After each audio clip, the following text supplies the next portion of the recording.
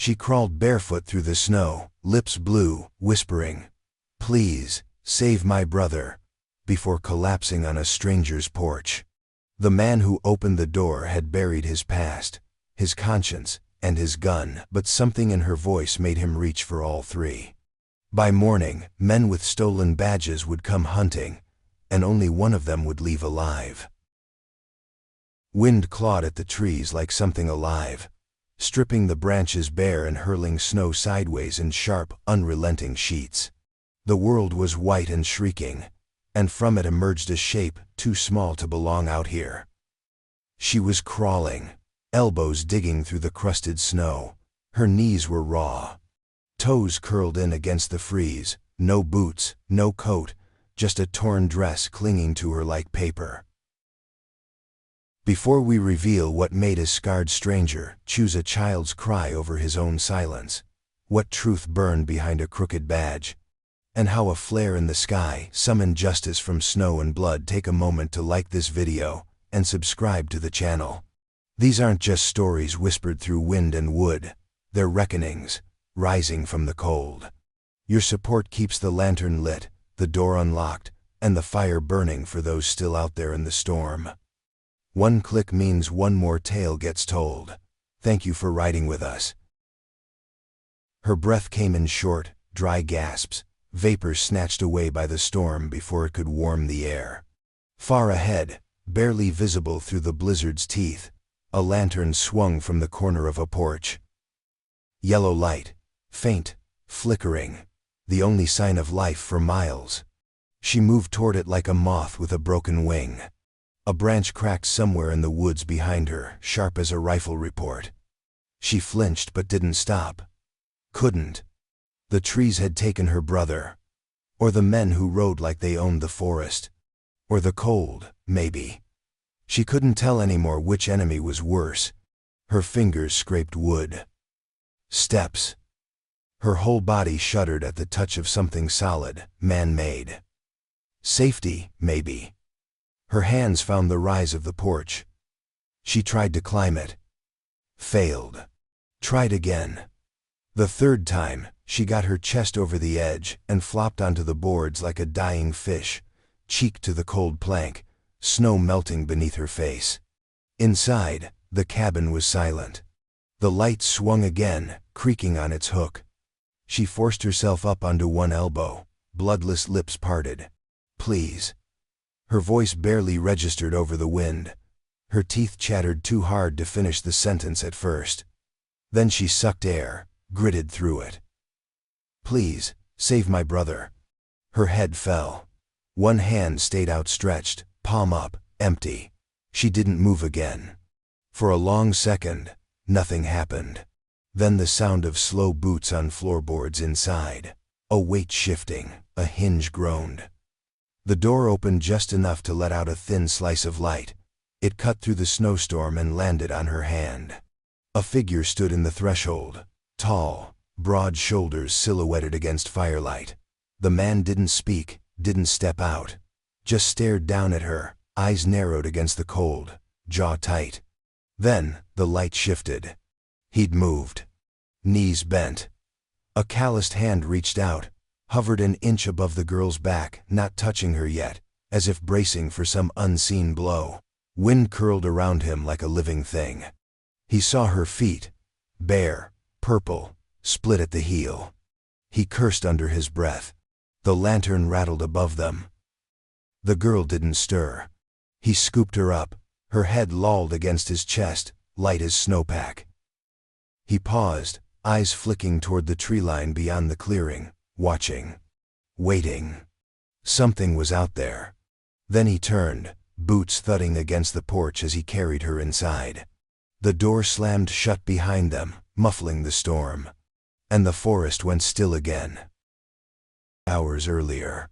Smoke curled up from a chimney in the middle of a clearing, wrapped in trees so thick, they blotted out most of the morning light. The snow here lay deeper, untouched, muffled.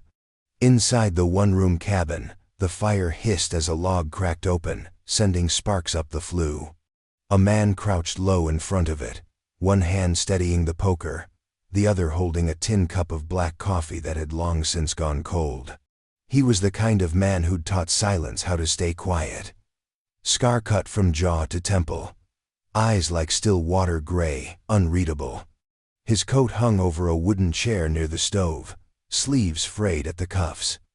The only sound in the room was the steady lick of flame and the occasional groan of old wood settling in the cold. Then came the knock. A sound too light for a fist, more like desperation wrapped in skin. He didn't move at first, just stared at the door. Another knock followed. Then silence again. Finally, he stood. The door creaked open a hand's width. He looked down. 2 children stood there, blanketed in frost. The girl was older, maybe 8. Her hands were clutched tightly around her little brother's wrist, as if she feared he'd disappear if she let go. The boy was younger by a few years. His coat was missing sleeves, his nose ran. Both were trembling, their eyes sunken and wide. "Please," the girl said, voice thin but steady. "We haven't eaten." The man looked past them. Snow tracked behind their boots though. The boy had only one, the other foot wrapped in cloth. No adult, no tracks coming with them. He opened the door wider. No words, just a nod of his head toward the hearth. The girl hesitated only a second before nudging her brother inside. They stepped in like animals too long in the wild, slow, cautious, eyes scanning corners. She kept one arm out, always touching him. The man shut the door. A pot of beans sat over the coals. He ladled 2 scoops into tin bowls and set them on the floor near the fire without speaking. The boy dropped to his knees and inhaled the steam before eating. The girl sat beside him but didn't touch hers yet. The man returned to his chair. He watched them eat. She watched him back. "Thank you," she said. He gave a short nod. For a long time, there was only chewing and fire. Then the girl spoke again. "We're hiding. From men, they have black scarves. Horses, they don't knock." The man's jaw tightened. He didn't look at her, but his fingers curled slightly around the armrest. "They shot at our wagon," she added. "They're looking for us." He rose, crossed to the window, and pushed aside a worn curtain. Nothing moved outside, but he stared longer than necessary. "How many?" he asked. She swallowed. 4, maybe 5. He turned from the window, looked at the children, looked at the fire. "You can stay one night," he said. "No longer." The girl nodded quickly. The boy had already fallen asleep, head against her arm. The man added another log to the fire, slow and deliberate. Outside, the snow kept falling. And something in the trees watched back. The fire burned low, casting long shadows on the cabin walls as the storm pressed its cold face against the windows. Outside, the wind had softened to a whisper, but the silence that followed wasn't peace. It was the hush before something worse. Inside, the girl lay curled around her brother, the 2 of them sharing a single wool blanket, their backs to the hearth. He'd fallen asleep with his hand in hers. She kept her eyes open. The man watched from his chair, unmoving. The weight of their presence lingered in the room like smoke, thin, invasive, clinging. He told himself it was only one night. A roof, a fire, a bowl of beans. But the truth settled heavier than that. He had let them in. He could have closed the door. He hadn't. He rose without sound, moved to the small bench near the corner shelf. From a crate beneath it, he pulled a leather wrap and unfolded it slowly. A long hunting knife sat inside, dulled with time. A whetstone beside it. He hadn't touched either in months. Maybe more. The first pass of the blade against stone broke the silence with a dry, scraping whisper. The girl flinched. Her eyes found him through the dark. He didn't speak, just kept sharpening. The sound continued, rhythmic and low. Steel against stone. Sparks in the dim. He remembered another child. A boy with his eyes. His voice. He remembered not getting there in time. Remembered the grave too shallow to keep the wolves out. That was the last time he'd stood for anyone. The last time he'd said yes. He told himself the world was cleaner when you stayed behind your own walls, safer, for everyone. But then the girl had looked at him with that steadiness, no tears, no tantrum, just the kind of silence that screamed louder than any voice. She hadn't asked for pity, only space. One night, a chance to keep her brother breathing. What kind of man says no to that? The blade hissed again across the stone, smoother now, a predator remembering its teeth. He tested the edge with his thumb, nodded once, and set it aside. The girl had drifted to sleep at last, her arms wrapped tight around the boy like ropes holding a lifeboat. Even in sleep, she protected. He stood over them, arms crossed. There was a draft coming in through the windows. He found an old coat in the back room, his son's, once. Small, wool-lined. He folded it and laid it gently over the boy's legs. The girl stirred, half waking, but said nothing. Her eyes fluttered shut again. Trust, even silent, had been offered. He stepped back and sat down. Tomorrow he'd tell them to move on. He had to. But as the coals in the fire turned red and soft, and the snow began to fall harder outside, he knew. The code he buried wasn't dead. It had just been waiting.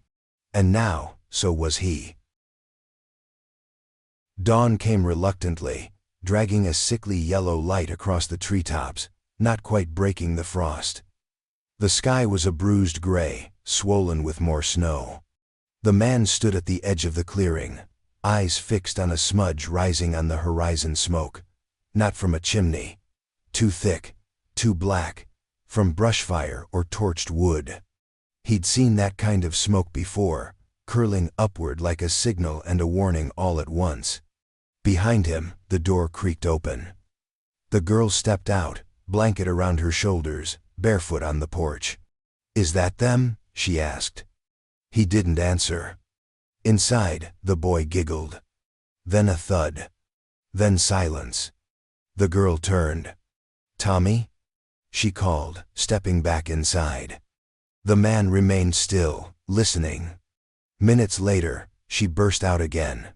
"He's gone." He was already moving. Tracks in the snow told the story in pieces.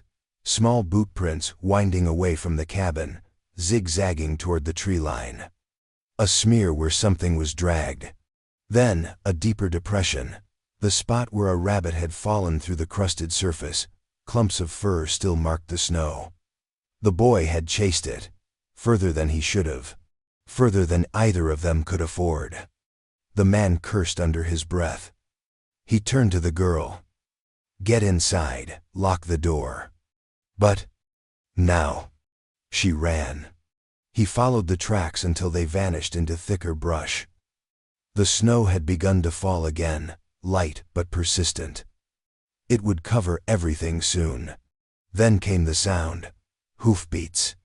Not distant, not charging, pacing. Measured. Returning to the cabin, he caught the first glimpse through the tree line. 4 men on horseback, fanned out like hounds on a leash.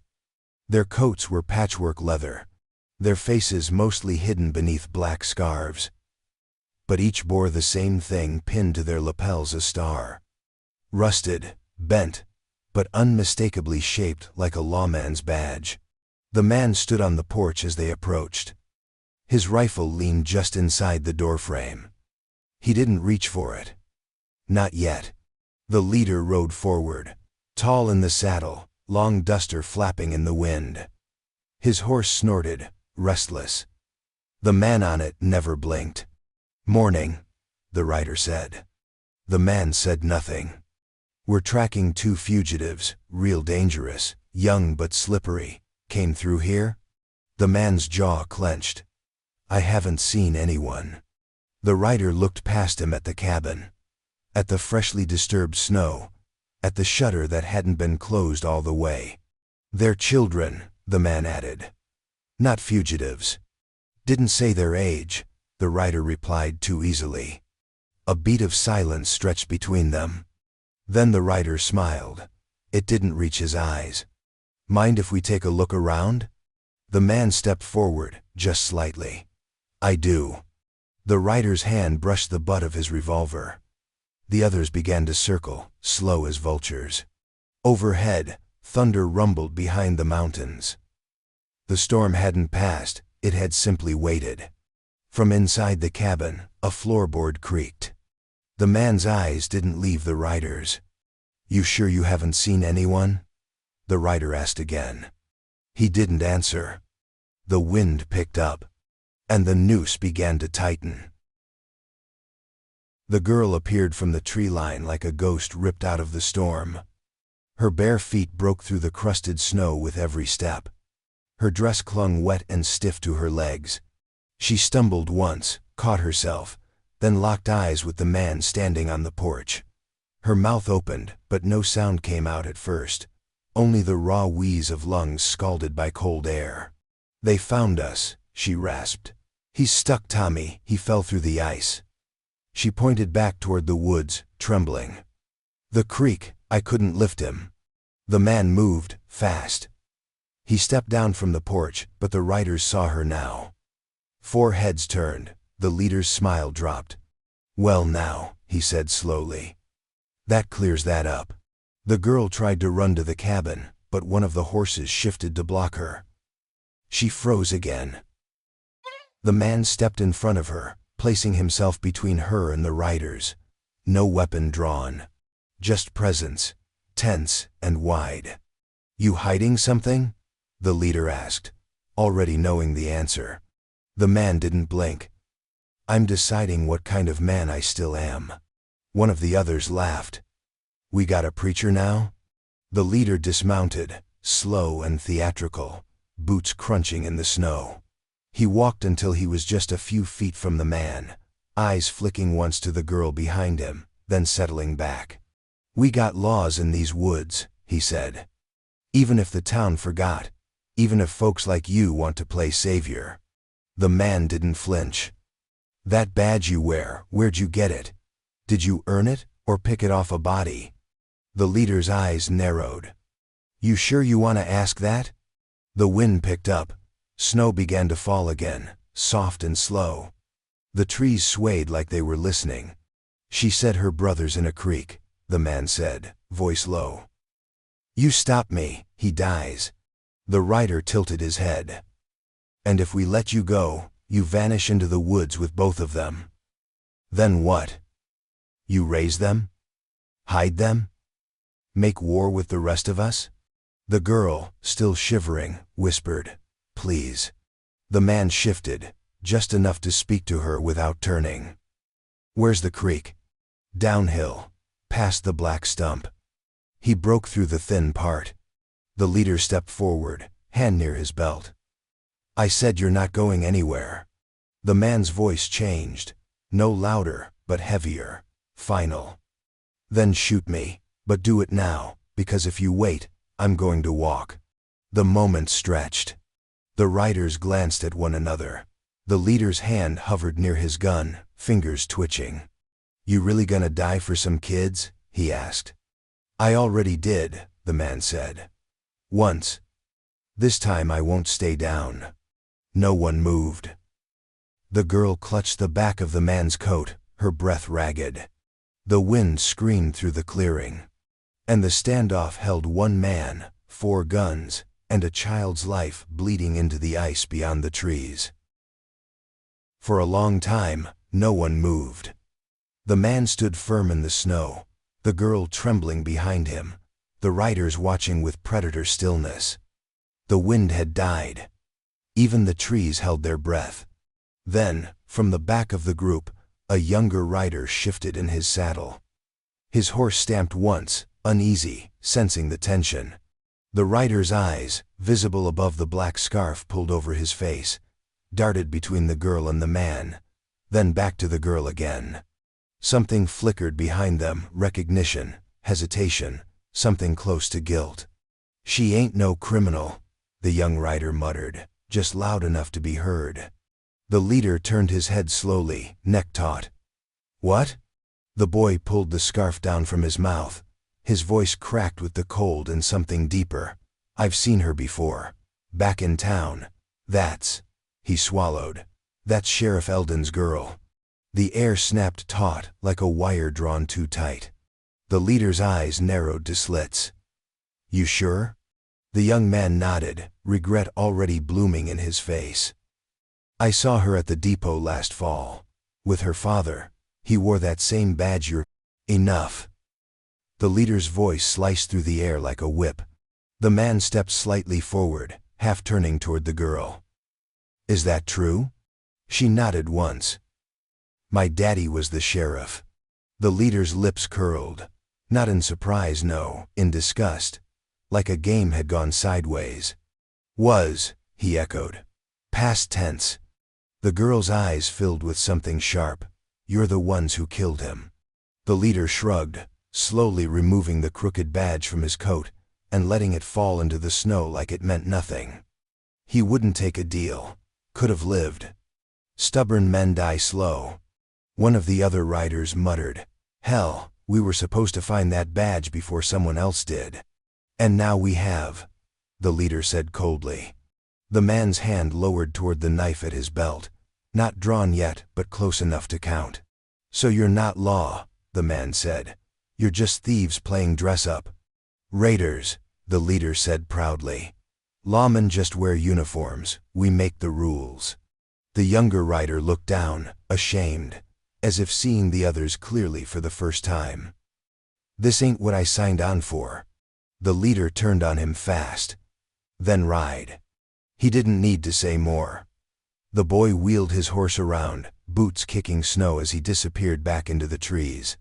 The man watched him go, then locked eyes with the leader again. "She's just a child."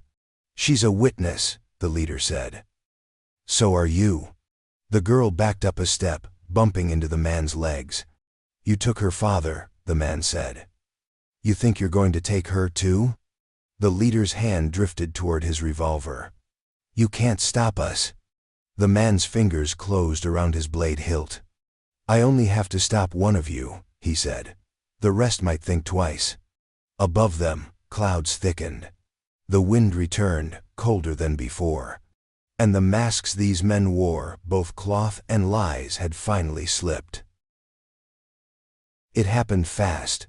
One moment, silence. The next, a shout, a boot scraping snow, a flash of metal. The leader went for his revolver. The man lunged. Steel met flesh. A gunshot cracked through the trees. The girl screamed. The knife buried itself just below the leader's ribs before the man spun, ducked, and shoved the girl behind him. A second rider raised his rifle, but the man moved too quickly, slamming his shoulder into the horse's flank. The beast reared, tossing its rider into the snow. Another shot rang out, this one grazing the man's arm. Blood sprayed across the snow, steaming in the cold. He didn't fall, he didn't stagger. He just turned, eyes locked onto the last two riders. "Run," he growled to the girl. She didn't. Instead, she knelt beside the pack he'd dropped earlier, fumbling with frozen fingers, until she pulled it free, a flare cylinder, ancient, rust-stained, but intact. The man had shown her earlier, in case something went wrong. Told her to keep it safe. Now she twisted the cap, just like he said, and struck the primer against the base. Once, twice. A third time, finally, it caught. A blinding red flame shot skyward, screaming into the gray morning. A single streak of desperate light above the trees. For a heartbeat, everything stopped. Even the horses stood still. Then, like an answer from the heavens, a sound rolled across the valley bugles. Faint at first, then louder. Hoofbeats, many, organized, moving fast. The riders froze. From the ridge beyond the creek, the forest cracked open. Dozens of cavalry emerged, real lawmen in long coats and worn hats, riding hard. They bore the official mark, the seven-pointed star of the regional marshals, clean and unbent. They fanned out like thunder rolling across the earth, rifles ready, eyes fixed on the standoff below. The leader, still clutching his side, staggered back. "We gotta go," he barked. But one of his own had already dropped his weapon, arms raised. Too late. The marshals surrounded them, guns drawn. Commands shouted. Riders disarmed.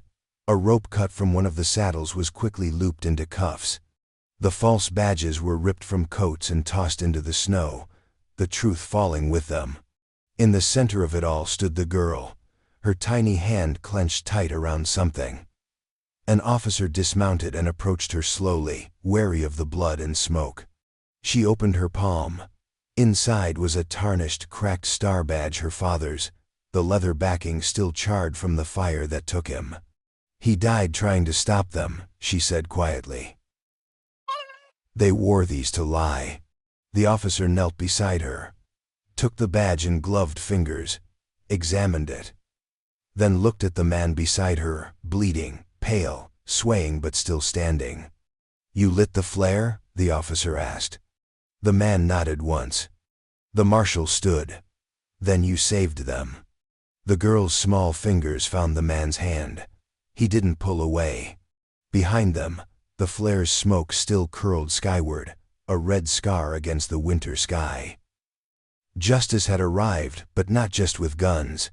It had come with proof. The fire crackled in the center of the clearing, a ring of flame against the snow-packed earth. Its light painted long shadows on the faces gathered around it, tired, wounded, hardened. Townsfolk wrapped in patched coats and wool scarves. Soldiers with soot on their cheeks and rifles slung low. The girl sat near the flames, knees hugged to her chest, her face drawn but steady. The man stood behind her, arm in a makeshift sling, watching. Across from them, hands bound and eyes lowered, knelt the surviving raiders. Their badges had been stripped, their weapons confiscated. They weren't defiant anymore, just quiet. Like men waiting for a verdict they already knew. "We hang them by first light," growled a farmer with a bruised jaw. They wore the law like a costume, burned half the valley. "They killed Sheriff Eldon," added an older woman, voice cracking with rage. "That alone's enough." "They'd have killed the children too," someone else muttered, "just for seeing them." A murmur of agreement rolled through the circle. One of the soldiers shifted closer to the fire, eyes locked on the leader of the raiders, who stared blankly at the ground. No denial, no defense. Only silence. The girl rose slowly. Her voice was small, but it cut through the noise like a blade through fabric. "If you kill them, you're like them." Heads turned, some blinked, others frowned. She stepped forward, trembling but upright. "They took my father, they wore his badge. They scared me. But killing them doesn't bring him back." "Sweetheart, they'd have done worse to you," the farmer said. "I know," she said simply. "That's why we can't be like them." The silence this time was longer, heavier. The man behind her spoke, voice rough but clear. "Let her speak." She turned to face the raiders, her voice steadier now. "My father believed in law, not just badges, right and wrong. He taught me that when someone breaks the rules, you don't break them back, you hold the line. You make it matter."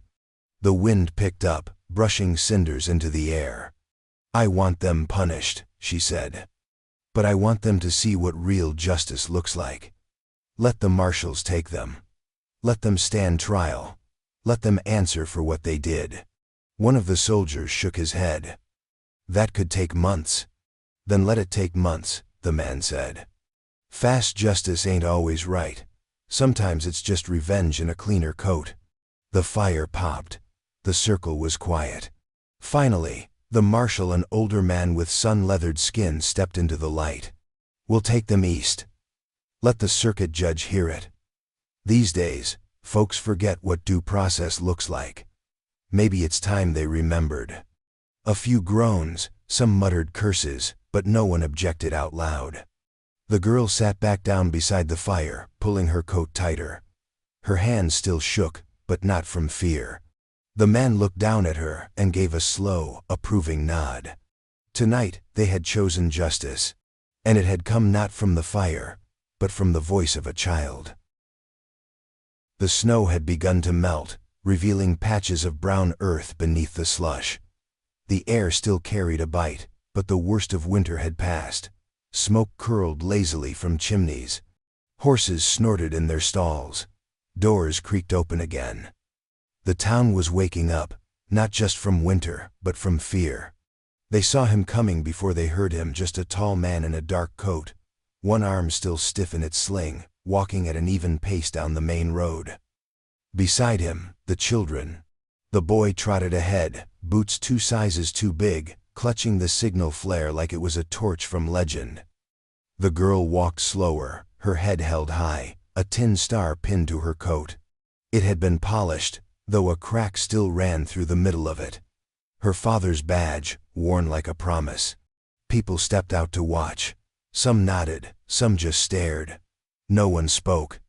They passed the jailhouse, newly repaired. The courthouse steps, now cleared of snow. The general store, with its broken window finally replaced. This was a town reclaiming itself, piece by piece, because a few people had decided not to look away.